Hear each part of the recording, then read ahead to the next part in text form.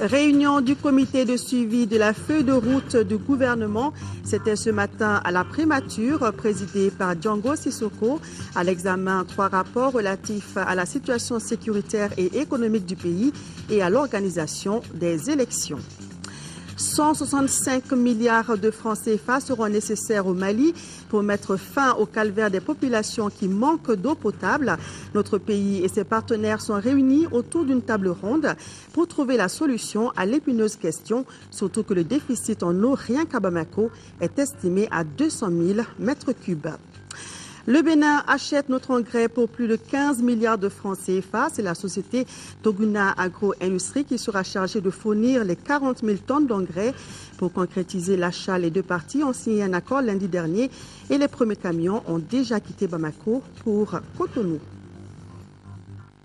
Madame, Monsieur, bonsoir. Merci de votre fidélité. Bienvenue dans ce journal. La France a un nouvel ambassadeur au Mali. Il s'appelle Gilles Huberson, un militaire diplômé de l'Institut des hautes études de la sécurité intérieure de France. Il a présenté ses lettres de créance ce matin au président de la République par intérim. Djankouna Traoré a également reçu les lettres de créance du nouvel ambassadeur du Royaume du Danemark, Gerl Andersson, un spécialiste des questions politiques. Sira Bachili nous présente les deux nouveaux diplomates. C'est un militaire qui répond désormais au nom de la France au Mali. Gilles Huberson, 52 ans, est diplômé de l'Institut des hautes études de la sécurité intérieure de France. Il a donc en poche un brevet de l'enseignement militaire supérieur. Le conseiller des affaires étrangères, jusque-là chef de la mission Mali-Sahel au Quai d'Orsay, a été également directeur du cabinet des Outre-mer et des collectivités locales. Gilles Huberson, officier d'active, a occupé le poste de responsable lutte antiterrorisme au niveau des affaires stratégiques de sécurité et du désarmement avant de travailler dans plusieurs sociétés.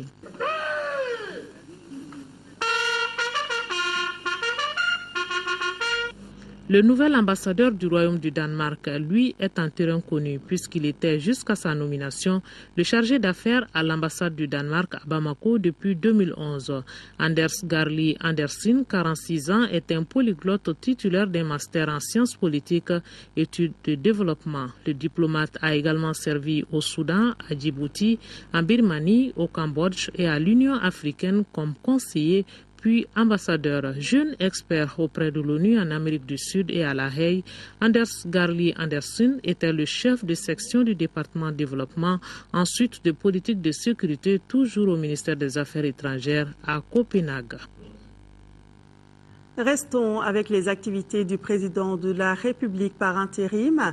Djankouna Traoré a successivement reçu en audience le représentant de l'Union européenne pour le Sahel et l'ambassadeur du Japon au Mali.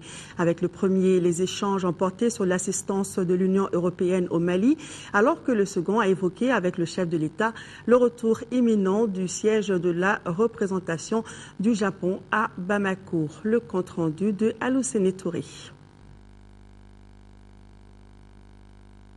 L'ambassadeur du Japon au Mali est venu annoncer le retour imminent de la représentation de son pays au Mali. Celle-ci avait été provisoirement transférée à Dakar suite aux événements que notre pays a connus. La participation du Mali à la TICA a également été évoquée. Notre ambassade fait évacuation provisoire à cette occasion qu'on a pu expliquer à M. le Président. Et lui faire savoir notre intention de venir à Bamako dans les meilleurs délais. Deuxièmement, c'est l'invitation à la TICA de 5 conférences internationales de Tokyo sur l'Afrique qui se tiendra du 1er au 3 juin à Yokohama au Japon. Récemment nommé représentant de l'Union européenne pour le Sahel, Michel Révérend de Menton, qui revient en terre connue, a naturellement réservé sa première visite au chef de l'État. Avec Djankouna Traoré, les échanges ont porté sur un tour d'horizon de la situation globale du pays et de la sous-région. Aussi, une réunion prochaine des amis du Mali a été évoquée. On a fait un très large tour d'horizon. Je lui ai présenté la mission qui était maintenant la mienne, qui m'a été confiée par l'Union européenne dans ses différentes composantes sur le Mali, mais aussi au niveau régional, puisque la situation actuelle a une composante régionale très importante.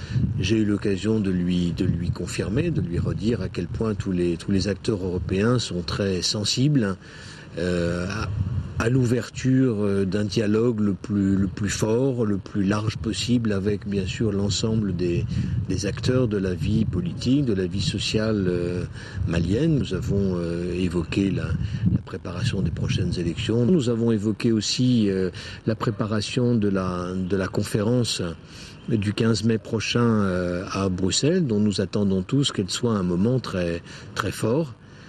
Beaucoup de personnalités seront là et nous pensons que ça doit être un moment très fort des relations entre le Mali et l'Union européenne, bien sûr, mais le Mali et l'ensemble de la communauté internationale. Le représentant de l'Union européenne pour le Sahel a également été reçu par le Premier ministre autour de questions qui intéressent l'avenir du Mali et du Sahel. Réunion ce matin à la primature du comité de suivi de la feuille de route du gouvernement. Les membres du comité ont examiné 3 rapports relatifs à la situation sécuritaire et économique du pays ainsi qu'à l'organisation des élections. Cette deuxième rencontre des membres du comité était présidée par le Premier ministre. Reportage de Adama Kodjo. 3 rapports sont soumis à l'examen des membres du comité de suivi de la feuille de route du gouvernement.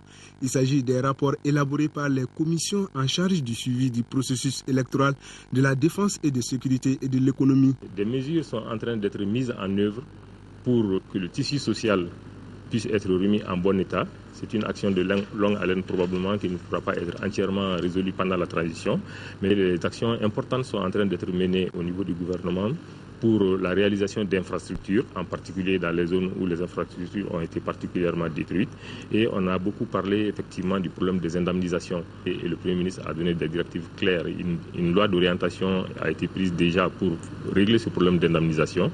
Le décret d'application de cette loi est dans le circuit. Pour le respect du calendrier électoral, d'intenses activités sont menées par le ministre en charge de l'administration territoriale et le comité compte sur l'implication de tous les acteurs pour réussir le processus électoral. Nous avons un comité interministériel de suivi du processus électoral qui a été mis en place, présidé personnellement par le Premier ministre et qui va régler tous les problèmes de détail, des problèmes techniques et des problèmes d'arbitrage dans la conduite du processus électoral. Donc la coexistence entre ce comité interministériel et le comité de suivi de la feuille de route ne pose véritablement pas problème. Une bonne nouvelle quant à la défense et la sécurisation du territoire national. Boubacar Sow annonce que d'ici mi-mai, aucune portion du territoire ne sera sous occupation de forces rebelles. Cependant, il subsistera des problèmes de sécurité qu'il faut résoudre. Et ces problèmes de sécurité ont été abordés par le ministre de la Sécurité intérieure et à travers le déploiement progressif des services de sécurité et au niveau des chefs-lieux de région. Et cette action va se poursuivre au niveau des cercles et des arrondissements. L'examen du rapport de la commission communication et mobilisation sociale et action humanitaire est renvoyé à la réunion prochaine du comité. Le ministre de l'économie, des finances et du budget informe le public que la situation du compte bancaire ouvert à la BDM-SA, intitulé « Appui aux forces armées », présente à la date du 12 avril 2013 un solde de 2 537 937 634 francs CFA. Le ministre de l'économie, des finances et du budget renouvelle sa profonde gratitude à l'ensemble des généreux donateurs et les informe que la liste complète des donateurs figure sur le site web du ministère. Le président de l'Assemblée nationale par intérim a reçu cet après-midi les pionniers du Mali. Le commissaire Mohamed Doumbia et ses camarades étaient venus soumettre à Younousi Touré le projet d'institutionnalisation de leur mouvement et son retour probable dans les écoles. Mohamed Doumbia, à sa sortie d'audience, s'est exprimé au micro de Nando Dambeli.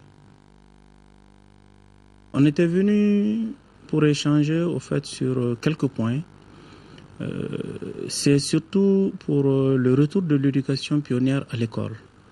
car on s'est dit, après une analyse, on s'est dit que la situation que nous vivons aujourd'hui est due, c'est vrai, il y a plusieurs facteurs, mais quelque part, il y a une perte de valeurs, une perte de nos valeurs qui est à la base, une perte de notion de civisme, de citoyenneté et même de patriotisme qui est là. Donc voilà pourquoi on était venu solliciter le président pour voir comment cette éducation pionnière peut retourner à l'école.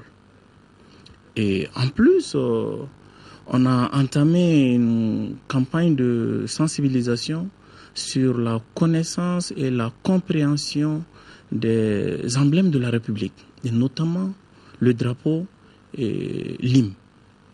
Car on constate que, je me permets de le dire, une sorte de profanation de ces emblèmes au sein de la nation.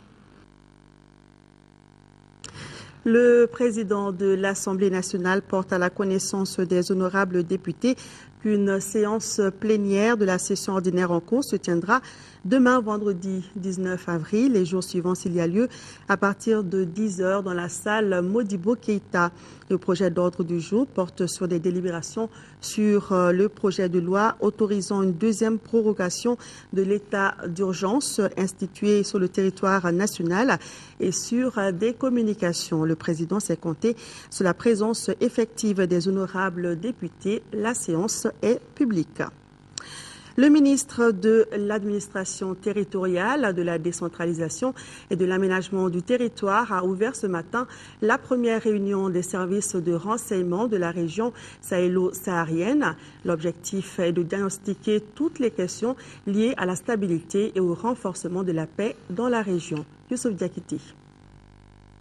Cette rencontre prépare la 4e réunion du groupe de contrôle et de suivi de la sécurité dans la zone sahélo-saharienne. Une réunion qui se tient ici ce vendredi même à Bamako. L'objectif est de diagnostiquer toutes les questions liées à la stabilité et au renforcement de la paix et la sécurité dans la zone. Contribuer plus efficacement à la lutte contre les réseaux terroristes, criminels qui opèrent dans la région, mais également pour nous attaquer aux problèmes qui sont posés par la prolifération d'armes dans la bande sahélo-saharienne. La réunion proposera également des solutions pour l'éradication du terrorisme qui constitue, selon les initiateurs, une menace internationale. Le CISA est disposé à apporter sa contribution, notamment dans le domaine du partage du renseignement, de la surveillance et du contrôle des frontières, de la réforme du système de sécurité malien et plus particulièrement la consolidation des services de renseignement maliens. La communauté économique des États de l'Afrique de l'Ouest estime qu'il faut rapidement corriger les faiblesses constatées quand il s'est agi de sauver le Mali tant sur le plan militaire que celui de la gouvernance. Les événements que nous avons tous vécus de près ou à distance ont démontré aussi longtemps qu'au niveau de l'Afrique, nous n'arrivons pas à avoir la maîtrise de ce domaine et nous sera difficile de bâtir les bases de notre indépendance et de la garantie d'assurer efficacement la défense de nos territoires. Une coopération s'avère indispensable entre nos États si nous voulons réellement gagner le pari de la lutte contre le terrorisme organisé. Les actions de sécurisation des régions libérées sont en cours et nécessitent une coopération accrue de nos services de renseignement pour mener efficacement la guerre asymétrique à laquelle nous ont soumis ces criminels. Il convient de rappeler que pour prévenir et combattre le terrorisme efficacement, une coopération s'avère indispensable entre nos États dans la mesure où aucun État à lui seul ne peut venir à bout de ce fléau. Les participants sont venus du Sénégal, de la Mauritanie, de la Guinée-Conakry, du Tchad, du Niger, du Nigeria et de la Libye. Le Mali et ses partenaires tentent de trouver une solution à l'épineuse question de la problématique de l'accès des populations à l'eau potable. Ils sont réunis à la faveur d'une table ronde dont les travaux ont débuté ce matin. La question est cruciale puisqu'on estime à 200 000 mètres cubes le déficit de production d'eau à Bamako. Il s'agit donc pour les deux parties de relancer le projet de financement du projet d'alimentation en eau potable de la ville de Bamako à partir de Kabala. Le projet nécessite un financement de près de 165 milliards de francs CFA. Reportage de Mohamed Diarra. Le gouvernement du Mali et ses partenaires financiers ensemble pour donner de l'espoir à des milliers de personnes toujours privées d'eau potable à Bamako. La situation s'est aggravée en cette période de canicule. On estime à 200 000 mètres cubes le déficit de production d'eau à Bamako. Une situation qui s'explique par la forte croissance de la population. Cette table ronde vise à relancer le financement de l'ambitieux projet d'alimentation de la ville de Bamako en eau potable à partir de Kabala. Le projet nécessite un financement de près de 165 milliards de francs CFA, toutes composantes confondues. La station qui sera installée à Kabala, les ouvrages de stockage, les châteaux et les réseaux de distribution d'eau aux populations. C'est la crise politico-sécuritaire qui a freiné les travaux de construction de la station de pompage de Kabala. Les bailleurs ayant suspendu leurs appuis financiers, ce qui a entraîné un déficit d'investissement de plus de 60 milliards de francs CFA. Vous comprendrez que la présente rencontre est d'une grande importance pour mon département, car elle doit marquer le début de la concrétisation d'un autre rêve, en traçant le chemin vers la réalisation d'un projet fort longtemps attendu depuis près de 15 ans par la population de la ville de Bamako et environ. En attendant la fin des travaux de la station de Kabala, le gouvernement a pris des initiatives pour faire face au déficit actuel d'approvisionnement en eau potable des quartiers périphériques de Bamako, avec la construction de stations compactes à Missabougou et à Kalabankoro. La fin des travaux est prévue courant cette année. Cette initiative du gouvernement du Mali bénéficie de l'appui des partenaires techniques et financiers, qui affichent de bonnes intentions de financement. La réussite de cette réforme institutionnelle permettra davantage de transparence et d'efficacité. Elle demeure le plus grand défi à finaliser au cours des prochains mois. Nous, PTF, nous assurons, Monsieur le ministre, de notre soutien constant pour l'achèvement de ce processus. Avec cette table ronde, c'est un nouveau départ dans les relations de partenariat entre le Mali et ses partenaires. Le ministre des Affaires étrangères et de la coopération internationale, sous l'égide de l'Union africaine, de la CEDEAO et de l'ONU, organise demain, vendredi 19 avril, au Centre international de conférence de Bamako, la 4e réunion du groupe de soutien et de suivi sur la situation au Mali. Et par rapport à cette 4e réunion du groupe de soutien et de suivi sur la situation au Mali, prévue donc demain, le ministre informe la presse nationale et internationale que des badges sont disponibles et peuvent être retirés contre la présentation de la carte de presse au Centre international de conférence de Bamako. Toguna Agro-Industrie accroît sa part de marché dans la sous-région. Cette usine malienne va fournir 40 000 tonnes d'engrais au Bénin pour un coût total de plus de 15 milliards de francs CFA. Une convention a été signée lundi dernier dans ce sens entre le ministre béninois de l'Agriculture et le PDG de Toguna Agro-Industrie. Les premiers camions ont quitté hier Bamako pour Cotonou. Reportage de Bourama Traoré. C'est un point de plus que vient de marquer Toguna Agro-Industrie. L'usine va fournir 40 000 tonnes d'engrais au Bénin pour la campagne cotonnière 2013-2014. Le coût de l'opération est évalué à plus de 15 milliards de francs CFA. Toguna Agro-Industrie accroît ainsi sa part de marché dans la sous-région. C'est à 18h40 ce mercredi que les premiers camions ont quitté Bamako direction Cotonou, la capitale béninoise. Et la société s'est dit déterminée à réussir le pari. Nous nous sommes engagés à livrer les engrais dans de bonnes conditions et nous allons nous en tenir. Aujourd'hui, grâce à Dieu, grâce à l'effort des autorités du Bénin et du Mali, nous avons vu partir les premiers camions pour le Bénin. Nous osons espérer que les choses se passeront bien sur la route et s'il plaît à Dieu, nous allons respecter les délais contractuels. Le délai contractuel est fixé à 2 mois.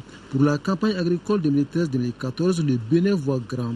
Le pays de Yahi Boni projette d'atteindre 600 000 tonnes de coton graine contre 240 000 tonnes la campagne écoulée. Un objectif ambitieux dont l'atteinte dépend en partie de la disponibilité des engrais. Et le choix de Toguna Agro-Industrie pour mener cette opération a bien des explications. Le chef de l'État, là, il le dit souvent, il faut que l'Afrique parle à l'Afrique. Voilà une manifestation concrète. Nous avons lancé un appel d'offres international et le chef de l'État a préféré qu'on prospecte d'abord la sous-région. Vu la capacité de Toguna, il a soumissionné et le conseil a été unanime qu'on fasse confiance au Mali Le Bénin vient donc rallonger la liste des partenaires de Toguna Agro-Industrie. La société a fait ses preuves dans 7 autres pays du continent, preuve de son sérieux, de son savoir-faire, reconnu et apprécié. C'est la loi du marché qui a joué ici. Ce n'est pas pour les beaux yeux d'un opérateur économique que le gouvernement du Bénin s'est levé et puis dire bon voilà, je viens là. C'est vrai qu'il y a une préférence qu'il faut avoir et l'appel d'offres a été lancé. Et Toguna a soumissionné, il a emporté dans des conditions de transparence requises. Par ailleurs, les 40 000 tonnes d'engrais ont fait l'objet de la signature d'une convention entre le ministre béninois de l'Agriculture et le PDG de Toguna Agro-Industrie. Une convention qui a été signée le lundi dernier. Plus de 9 millions de francs CFA, c'est le montant du don remis hier au ministre chargé du budget pour l'armée malienne.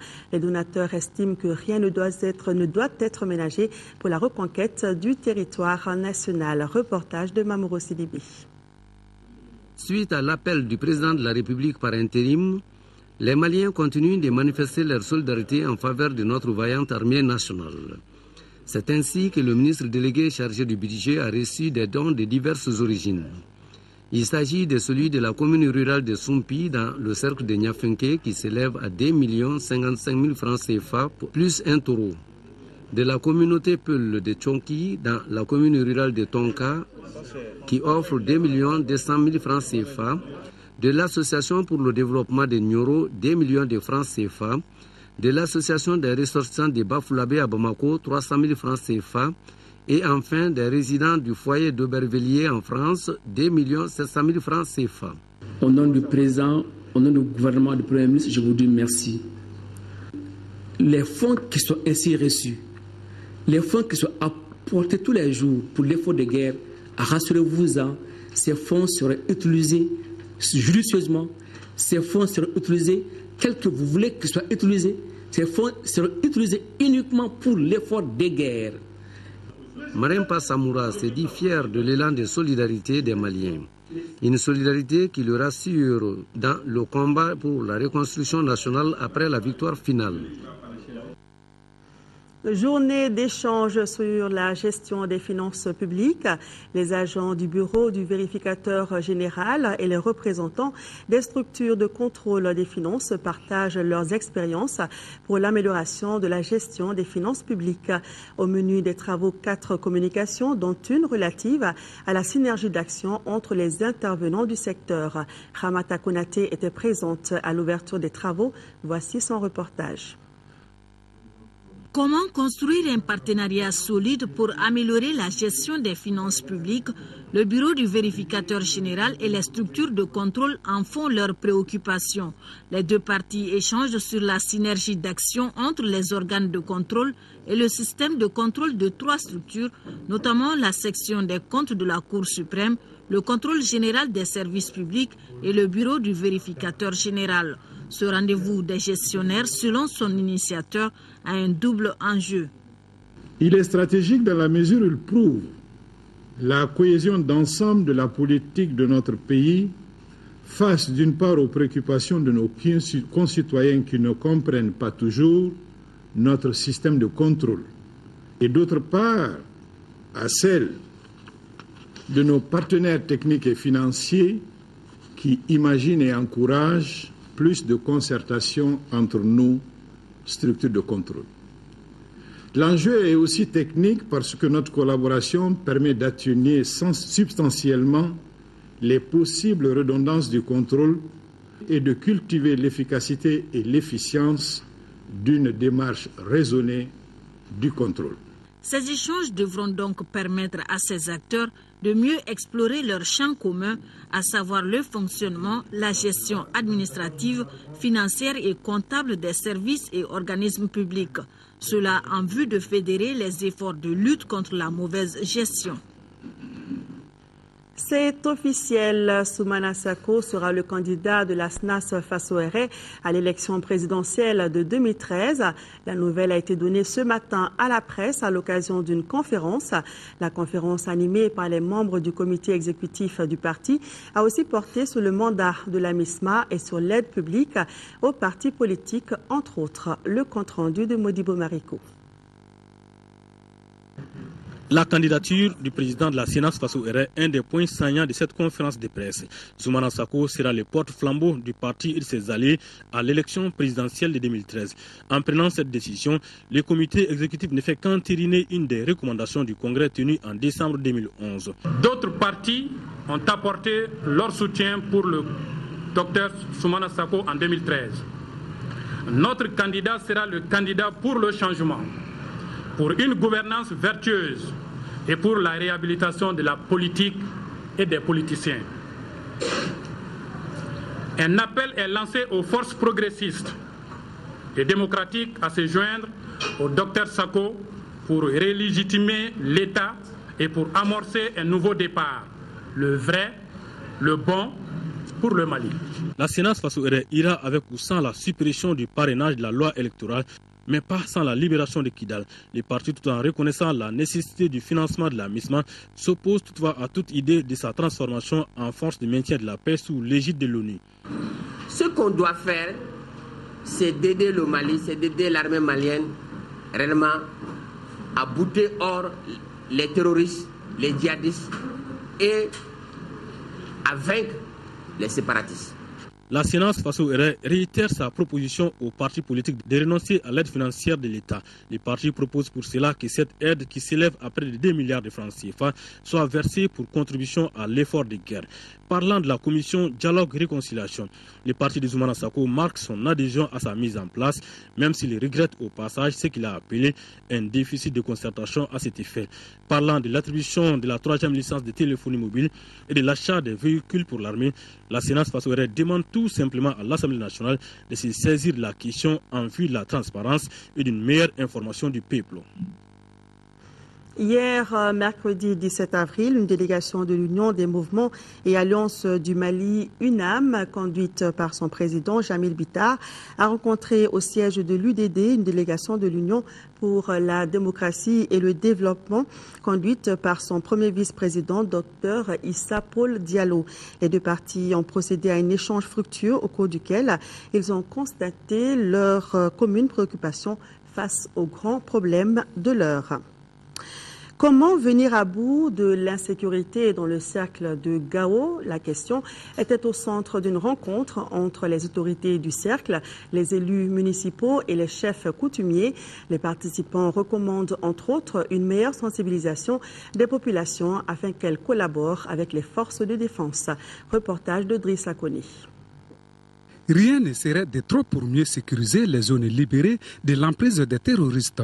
Deuxième du genre, cette réunion de sécurité du cercle de Gao vise à engager davantage les populations à une franche collaboration avec la grande famille des forces armées. Pour consolider cette confiance, les poches de résistance et les cachets d'armes doivent être dénoncés aux autorités compétentes. Cela ne saurait se réaliser sans l'adhésion totale des communautés. Les élus et les chefs de village rassurent. Toutes les populations dans la région, dans le cercle, aujourd'hui qui vivent sur le territoire, sont en train de faire en sorte qu'on dénonce ceux qui nous ont assaillis. Par exemple, quand les forces étaient arrivées chez nous à Forgo, les jeunes ont montré un obus qui a été fixé à 19 km à 23 heures contre l'aéroport de Gao. On a donné plus de 40 cartons de munitions et de médicaments, plus les armes. Malgré les résultats probants de cette collaboration, des zones d'ombre planent encore. C'est pour cette raison que les forains, les bergers, les perruquiers passeurs ou pêcheurs, bref, chacun doit jouer sa partition. Les populations composent, mais jusqu'à présent, nous n'avons pas atteint tous les objectifs. La preuve, au cours de cette rencontre, vous avez entendu un certain nombre de propos qui semblent dire que jusqu'ici, il y a des zones d'ombre, il y a des localités qui sont susceptibles encore d'abriter quelques groupuscules de terroristes et en même temps de constituer des caches d'armes potentielles ou réelles. Après 11 mois passés sous le joug des terroristes, tous sont unanimes que le développement d'une communauté passe par une stabilité durable. Dans la même lancée, notez que plus de 20 tonnes de matériel de guerre ont été saisies sur le théâtre des opérations à Gao et environ. Les matériels qui constituent la moisson de plusieurs mois de patrouille des forces présentes sur le terrain, appuyées par l'opération Serval. Les matériels dotés d'une capacité de destruction massive sont stockés dans les magasins du camp Firoun. Drissa Kone est allé voir. Depuis le début des opérations militaires, les forces présentes sur le terrain multiplient des patrouilles à la recherche d'éventuels djihadistes et d'armement. C'est au cours de ces opérations que des armes de destruction massive ont été saisies. Cette présentation vise à informer l'opinion nationale et internationale de l'effort déployé par nos forces armées et leurs alliés. Tout ce qu'on vous a montré suffisait pour détruire les bâtiments, pas seulement au nord, mais partout sur le territoire du Mali. Vous allez voir le reste des bombes et roquettes de l'autre côté. Et les munitions que nous avons ici pouvaient tuer 2 fois tous les Maliens.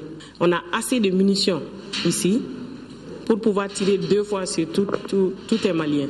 Ces butins de guerre sont entre autres des armes comme les PM et les carabines, les mitrailleuses lourdes telles que les 12-7, 14-5 et les armes de DCA ZU-23, des obus de LRM, des roquettes de BM-21 à portée de 20 km, des mortiers de 82 et de 60 mm, de nombreuses munitions parmi lesquelles des canons de 37, 7,62, 12-7, 14,5 mm et les RAC, des grenades offensives et défensives, sans oublier des ceintures explosives et des bombes artisanales. Les ceintures explosives que les djihadistes utilisent, c'est mélangé avec des poudres de TNT. Et même qui préparent ça, poudre de TNT, les billes pour le déroulement des véhicules, les grains, les morceaux de grains, ils les remplissent à la dent, ils mettent un cordon détonnant, les détonateurs électriques, après ils mettent une charge qui permet de les alimenter. C'est la première fois qu'on voit ici, dans ce pays, des explosifs en gel qui ont été récupérés sur le terrain, au niveau du Gourma, avec un certain nombre de détonateurs électriques. En plus de ces armes et munitions, des véhicules tout-terrain et de nombreux pneus ont été récupérés. Retour à Bamako pour parler de la prise de fonction du nouveau directeur général de la police. Nommé le 10 avril dernier, c'est aujourd'hui que le nouveau directeur général de la police nationale a pris fonction. L'inspecteur général Alioune Badra Diamoutene remplace Wodjouma Kone. La passation de commandement a eu lieu ce matin à l'école nationale de police 6 à Tomikorobougou. La cérémonie a regroupé plusieurs autres personnalités de la police et d'autres corps. Le nouveau directeur général a été président de la commission de sécurité du comité d'organisation de la Coupe d'Afrique des Nations que le Mali a abrité en 2002. Il est désormais le directeur général de la police nationale. Santé à présent, les membres du comité de pilotage du projet de création des zones libérées durablement de la mouche tsetse et de la trypanosomiase en Afrique de l'Ouest et de l'Est sont en conclave depuis ce matin. C'est à la faveur de la tenue de la 8e session de leur comité, session consacrée notamment à l'examen et à l'adoption des projets de programme d'activité et du budget 2013. Nando Dambélé. Le projet de création des zones libérées durablement de la mouche tsetse et de la trypanosomiase en Afrique de l'Ouest et de l'Est PATEC entre cette année dans sa dernière phase. Les membres de la 8e session du comité de pilotage doivent à cet effet travailler pour une relance des activités. La 8e session du comité de pilotage se tient dans un contexte de relance des activités en fait au niveau des 2 zones du projet, parce que nous avons toujours intervenu dans la zone du bassin du Niger et cette année nous comptons vraiment étendre nos activités à la zone du bassin du Bani. Ambitieux, le programme d'activité 2013 nécessite un budget prévisionnel de 1,13 milliard de francs CFA. L'examen des documents issus de la 7e session laisse voir une lueur d'espoir. En 2012, les fonds du projet ont été gelés suite à la crise que notre pays connaît depuis plus d'1 an. Cela n'a pas permis d'exécuter à souhait son programme d'activité.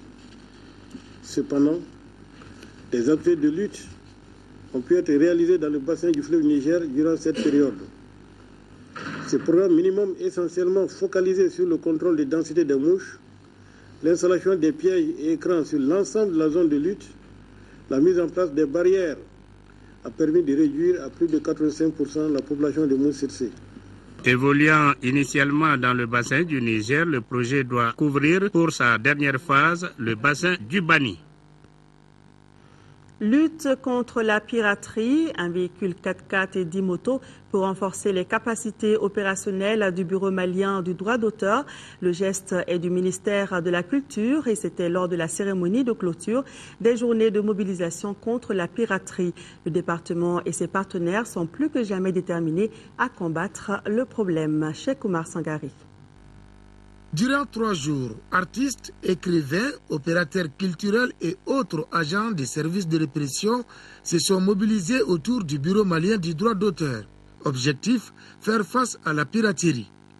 Ils ont profité des différentes rencontres pour formuler des recommandations afin de mieux promouvoir et protéger les créations artistiques et littéraires. Les dites recommandations visent essentiellement la modernisation de cette lutte. Une plus grande implication des pouvoirs publics, autorités administratives, judiciaires et politiques dans la lutte contre la piraterie des œuvres littéraires et artistiques. L'adaptation du cadre juridique, réglementaire notamment, au nouvel environnement né de l'évolution technologique. La conception et la réalisation d'une boutique virtuelle pour la vente en ligne d'œuvres maliennes. Le ministère de la Culture a mis à profit la cérémonie pour renforcer la capacité opérationnelle de sa brigade anti-pirate qui est le Bureau malien du droit d'auteur. Ainsi, il lui a offert un véhicule 4x4 de marque Toyota et 10 motos Jakarta. Nos attentes sont comblées parce que nous avons eu une grande mobilisation des artistes, des producteurs et des services comme la douane, la gendarmerie, la justice. Ainsi que tout le personnel du bureau du droit d'auteur aussi. Le réseau des pirates est vaste et son démantèlement est complexe. Chaque jour, un nombre inestimable de personnes et de structures utilisent les œuvres des artistes sans payer les droits d'auteur. Cela s'appelle de la piraterie, donc un crime. Lutte contre la fraude toujours. Plusieurs tonnes de produits cosmétiques viennent d'être incinérées à cet effet. Garibou Pérou était à la séance d'incinération qui s'est déroulée sur le site de Kati. Son reportage. Cette incinération des produits cosmétiques contrefaits est évaluée modestement à 100 millions de francs CFA. Les produits ont été saisis dans les marchés de Bamako. La société H Cosmétique, qui a son siège en Côte d'Ivoire, est représentée au Mali par Universel Beauté, en est donc la victime de cette contrefaçon. Dans le cadre de la lutte contre la contrefaçon, la DNCC intervient pour effectuer des saisies provisoires. Suite à la saisie provisoire, nous transmettons les dossiers au parquet et le parquet prend une décision. La contrefaçon dont il s'agit a été faite au préjudice de H Cosmétique et de MN. Au niveau de H Cosmétique, le produit qui a été contrefait est l'abidjanaise, la diaménaise.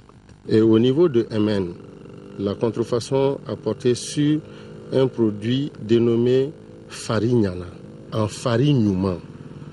Le tribunal de commerce de Bamako a établi une décision d'homologation des protocoles d'accord entre les deux parties. Il a été arrêté et convenu pour mettre un terme à ces comportements préjudiciables. Les produits ainsi incinérés font l'objet de conventions, d'où l'engagement du contrevenant de façon irrévocable et définitive à ne plus porter atteinte aux marques H Cosmétique tant par la production que par la commercialisation. Le directeur général de H Cosmétique estime sa perte économique à 1,5 milliard de francs CFA pendant ces 3 dernières années à cause de telles pratiques.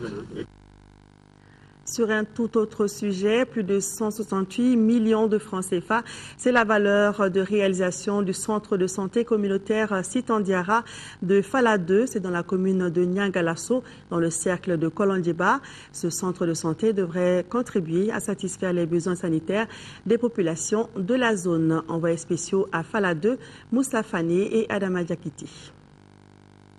D'une valeur de plus de 168 millions de francs CFA, ce joyau flambant neuf devra contribuer à la prise en charge sanitaire de plus de 12 000 habitants qui compte la commune rurale de Niangalasso.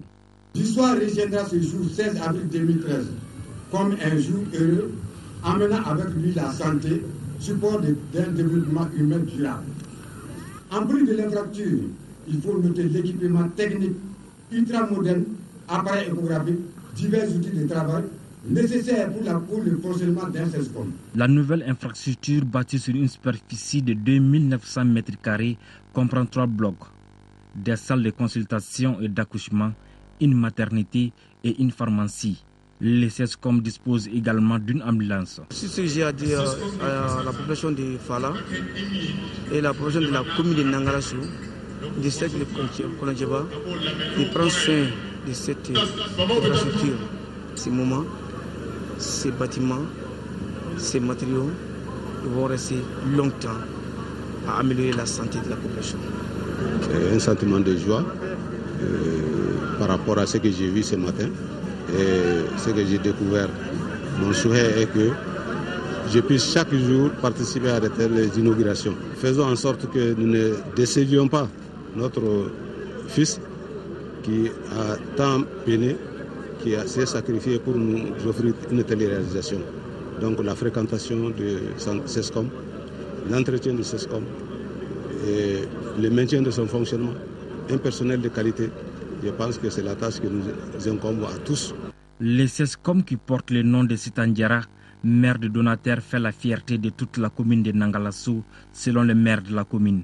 L'ONG Partenariat au développement du Mali, qui est aux États-Unis, a fait un don de médicaments au CESCOM. Voilà, c'est la fin de ce journal. Merci de l'avoir suivi. Tout à l'heure, retrouvez Mohamed Touré dans le journal des formations. Demain, 10h-13h, Nyanya Alou Traoré. À 18h et à 20h, vous serez avec Aoué Touré. Retrouvez notre programme sur notre site www.ortm.ml. Très bonne soirée à tous.